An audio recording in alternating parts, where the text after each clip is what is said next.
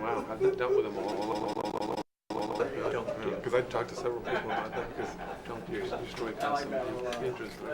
I could never make it either. It was like most told me that 4 or 5 major posts had been told don't go far away. Right. That's the standby. We essentially ended.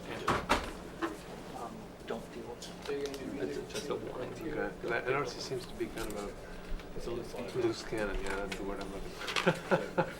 he likes how you sound like what's going on. Anyway, Huh. Okay, that's a good warning. Yeah. Those are the dangerous people. Yeah, I mean, normally I wouldn't talk about the person who said something, but this is, I've had people give me, it's usually like, they didn't know it was bad information, like Amber once gave bad information on the IRR, but she didn't know, she honestly didn't know, it was that and you can take it, the people in St. Louis were saying one thing, she was saying that's totally different. This is just him being a cowboy. He's a lieutenant colonel, isn't he? Yeah. So this is the deal. So I go down there and ask him. And he's asking, how would you guys get that? Right? And so I said, could you repeat to me what he said? And he said, so there was a word from the 18th whatever, which is the umbrella over. Okay? And so he repeated it to me. And then voice comes in. And I won't So when voice is saying something just the opposite to it, and I is not saying it, it's saying, well, I told screw it. So that's another reason why I didn't leave till 8 last night. Where did we hit till 8? Wow. I was going home with nothing. Talked to voice about this morning. Nothing. You guys have a half hour's worth of questions. Too into it. It's The only thing that I want to know is they made decisions on increasing the force levels for election. Great. I mean, Roosevelt said last month it's only been 2,000. They announced 2 brigades, but something like that.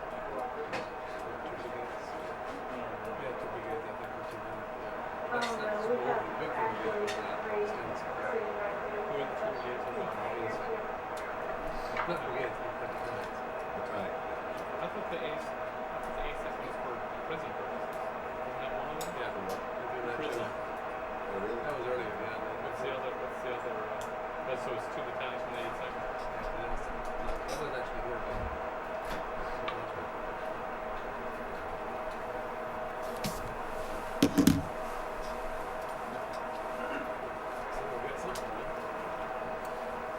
Got room noise.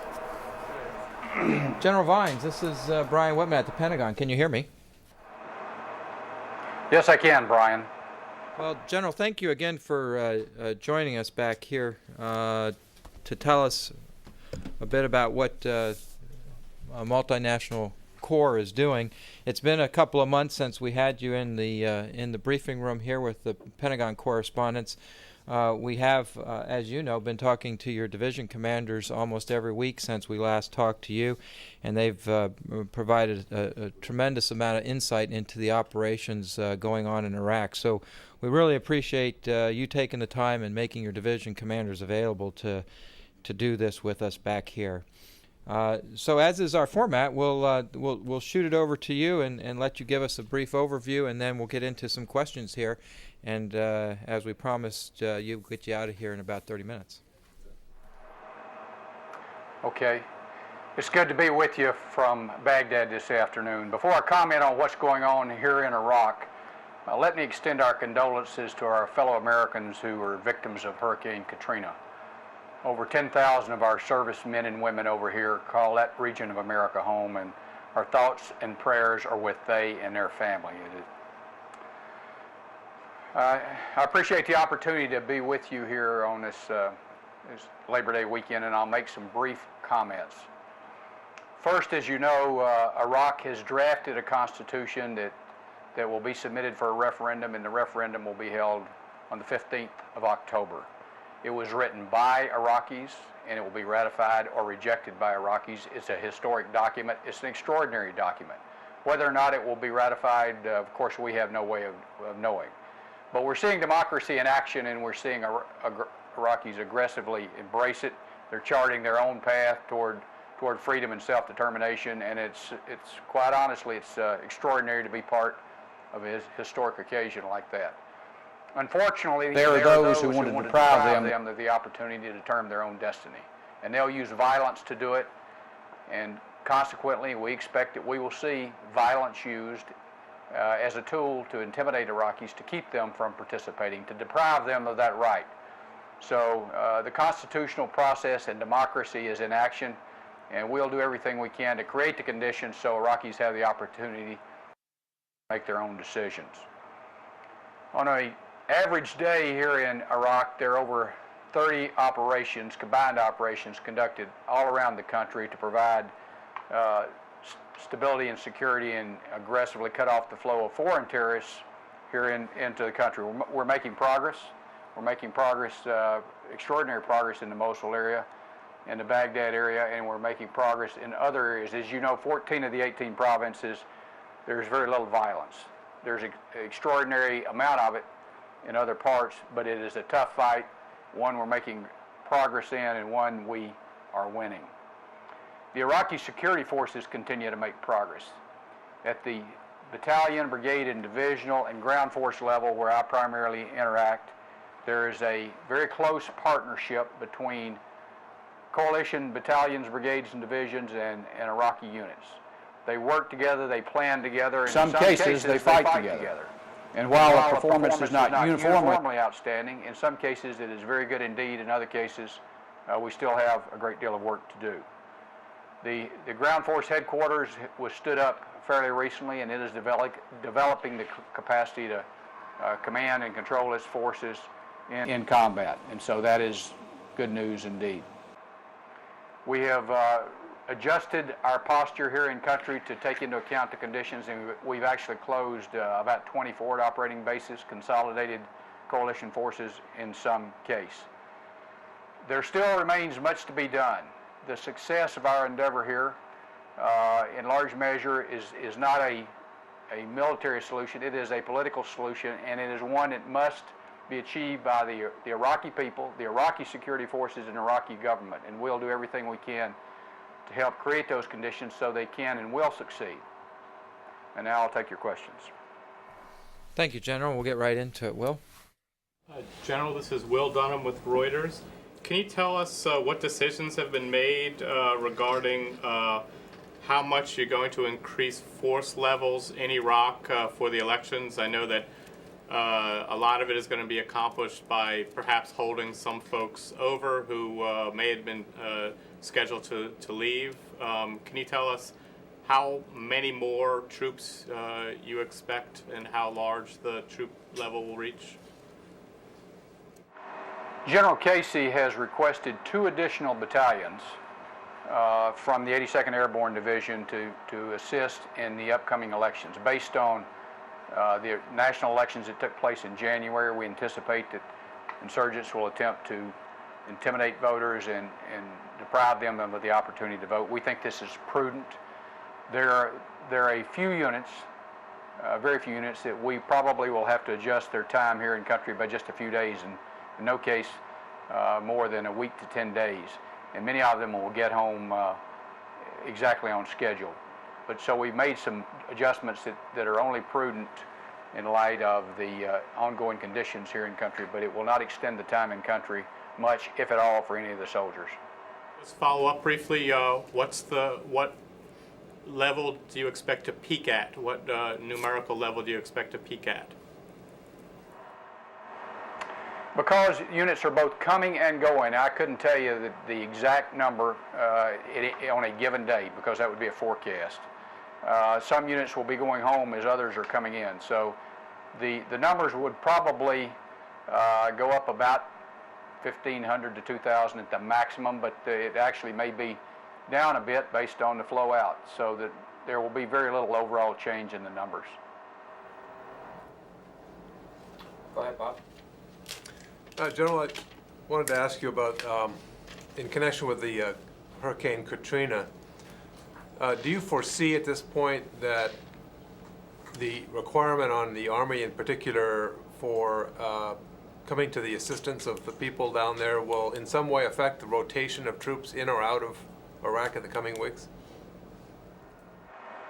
That is impossible to say. We have a brigade of two great brigades, one from Mississippi and one from Louisiana. And the brigade from Louisiana is in the process of rotating back. And in some cases, when we can accelerate their rotation so they can go back and assist their loved ones and be there, we may be able to accelerate that by a week or so. It will not fundamentally change it as much as we'd like to give everyone who's affected the opportunity to go home and deal with that situation. We won't be in all cases able to do that. General Bob Burns again, just to follow up on that. On the other side of the coin, is it possible that troops that are preparing now to go for this next rotation may be kept here to assist with the hurricane rather than deploying or deploy later than previously planned? I couldn't answer that. That decision will be made in other places. My assumption is that the forces here will rotate it about on schedule and their replacements will arrive. It is possible that there could be adjustments, but I have no visibility on that. Go ahead. Brian, General, it's Mike Mount with CNN. Over the last week or so, there's been I guess a few strikes on what appears to be terrorist safe houses in western Iraq. Are there any details that you might be able to tell us about what you found in, I guess, the first house that was struck earlier on this week, and any other follow-up information you might have on the second one? I think we had a release from the other day. We had very good information that there were insurgents, terrorists, and some foreign fighters. The exact number I can't tell you, because in all cases they don't carry a identity card that proclaims them as such. But based on a variety of sources, we recognize that there were locations where they were planning, coordinating. In some cases they were planning on conducting attacks against coalition forces. They were murdering their fellow citizens, imposing their own version of justice on citizens, murdering people, dragging them out in the street. And when we identified locations, we have struck them with fighter aircraft. The exact numbers would be hard to pin down. My best guess is it is probably about 70 to 75 terrorists that have been killed in those strikes. Can I follow up? Have you found any evidence of any leadership among those that may have been killed? And there are also reports that some civilians may have been also killed in those airstrikes. Well, of course, we take the loss of innocent life very, very seriously, and we do everything we can to mitigate it. And I regret it if there was a loss of life. I've not received that report. That does not mean it could not have happened. Based on some information that we have, we believe that we killed a key leader out there, one who was leading operations in that part of Al-Anbar province. But we don't have a positive identification that we did so. But indicators are that a key leader was killed. Go ahead. General, hi, I'm Tony Capaccio with Bloomberg News. Excuse me if you've been asked a basic question, but what's the current force composition in Iraq, numbers, and the reserve component percentage of that? And I have a follow-up on a separate subject. I can get back to you on that.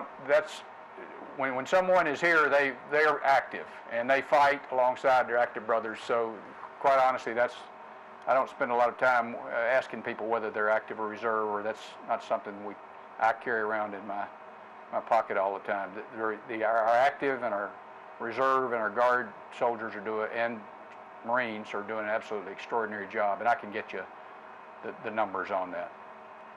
We have the data back. This is Brian Whitman. We have that data back here. We'll take care of that for you so you don't have to worry about that. Separate question. We've been reading a lot about the tensions in crafting the new Iraqi constitution and the Sunni opposition to a number of the provisions. at the tactical level, have you seen any of those political tensions translate into more insurgent attacks, more intelligence or chatter predicting attacks? Any transition from the political tension to tactical attacks? That is an excellent question, and I would have to say, not so much attacks, but we saw demonstrations and some violence in certain areas, and it could very well have been factions that were attempting to influence those who were drafting the Constitution not to concede too much to other factions. We saw that in areas such as Najaf and some other areas. There's pretty good indicators that was in an effort to influence the drafting of the Constitution. We can't know that for sure, but indicators are that probably related directly to the drafting of the Constitution. About potential attacks, an increase in insurgent attacks over the next month or two because of the tensions and the disagreements in the Constitution? I think it is reasonable to assume that there will be some who will attempt to suppress the turnout of vote in certain areas, and others, of course, there'll be a get out the vote, and that's in the best democratic process. But if a certain province seeks, or elements in a certain province seek to achieve an outcome, it may be that they attempt to use intimidation and violence to prevent those who would vote a different way from turning out. I have reason to believe that may happen, and we're taking prudent steps to counter that. Al? General, it's Al Pessin from Voice of America. On that last point you made, and I wanted to go back to your answer to Will earlier about the numbers. With this expectation that some groups will try to disrupt the vote, did I understand you correctly to say that you only need about 3,000 additional troops overall nationwide? Well, the primary security for this referendum and the national election, which will be in 15 December, will be provided for by Iraqi security forces. And so the coalition presence in Iraq will be increased by approximately 2,000 soldiers during that period of time to provide us flexibility to adjust to conditions that might arise in one part of the country or another. The types of increases that we saw in the previous election, which if I remember correctly were more in the order of 30,000, we're not going to be seeing those anymore because of the improvements in the Iraqi security forces? Is that what you're saying, sir? There are a lot more Iraqi security forces available to be employed at this time than there were in January of this year. Bob, go ahead. General Bob Burns, I just wanted to press that just one step further to make sure I understand correctly what you're saying about that. So if there are now about 138,000 U.S. troops there, then you're saying it wouldn't go up more likely than to more than 140,000? Is that what it means? That's pretty close to the numbers, that's correct. Thank you. General, this 1,000 soldiers just on standard rotations, but yes, that would be about right. General, I'm sorry, your last part of that answer got cut off. If you want to give that again. On any given day, as troops rotate in and rotate out, the numbers could fluctuate by as many as 1,000. Some soldiers arrive before the ones that they replace leave, and so even though it is a one-for-one, there may be a few days spike and then it drops back down. But the number of 140,000 is probably about right. Thank you. General, this is Scott Foster with NBC News. I wanted to follow up on Mike's question earlier. You said there was a key leader killed in these airstrikes. I just wanted to see who that was. He goes by the name of Abu Islam. And can you describe his role in terms of who he was associated with? Is there any indication he's an associate of Zarqawi? There are indicators that he has a direct relationship with Zarqawi, and he was a facilitator in the Husayba area. Will?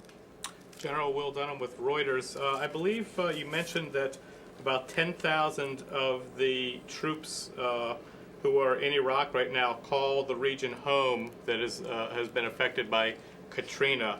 Are there any steps being taken to allow all or some or a few of them to return home to tend to their personal crises on the home front? Well, as you know, people are not being allowed back into the devastated areas. The problem is that the security mission goes on here, and if we take some out, those that are left are at some risk. It increases their risk. Unfortunately, we're not able at this time, unless someone is known to have a family member wounded or injured or killed, we're not in a position to make those adjustments. We'll continually monitor that, but no, there's not a provision because someone has an uncertain situation to send them home. We unfortunately are not able to do that. So if American service members in Iraq ends up with a family member hurt or dead, that person could return, but if the situation is uncertain for that person's family, they stay put. We've gone to great lengths to identify numbers and places they can call to either get in contact with their families, and as you're aware, that's extraordinarily difficult, or numbers that they can find out the status in their hometowns, and hopefully everything is okay. It is a case-by-case basis, however, and commanders have the flexibility to do the right thing by the soldiers. I have to tell you that the bureaucracy within Department of Defense is moving at lightning speed to take into account some of the hardships that soldiers over here are experiencing and doing a lot of great things that they're hopefully going to be able to take care of soldiers who are deployed. Many of those who are deployed from Mississippi and Alabama are National Guard soldiers and would normally be demobilized. And there's consideration to what options might be available there, because in some cases they may not have a home to go back to.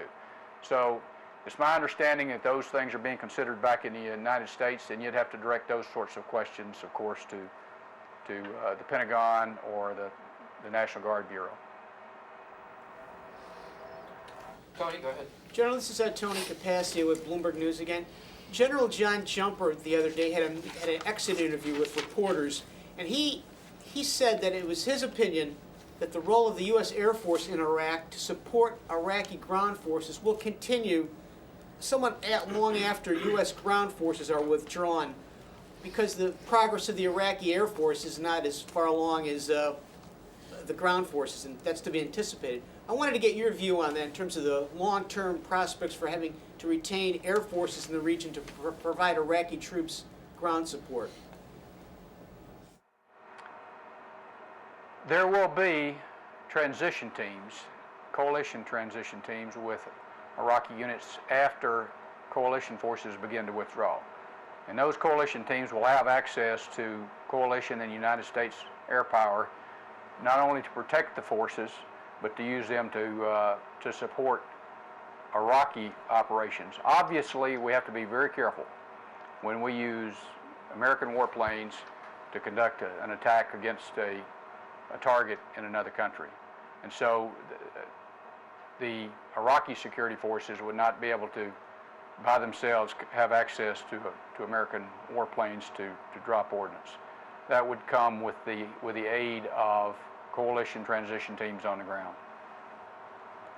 We're talking hundreds or just scores of personnel in those types of teams? Well, I won't get into the specifics of the numbers of people in the transition teams, but I think there's been briefings on that back there. But a battalion would have a transition team, and it could vary in number. But typically, if it was conducting combat operations, it would probably have a coalition transition team with it to give it access to air power if it were necessary to accomplish the mission.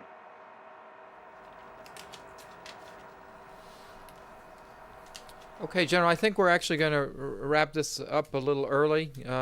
As you can imagine, our folks back here are being torn in at least two directions on the stories today and the activities that are happening down in Mississippi and Louisiana and the military support to that effort.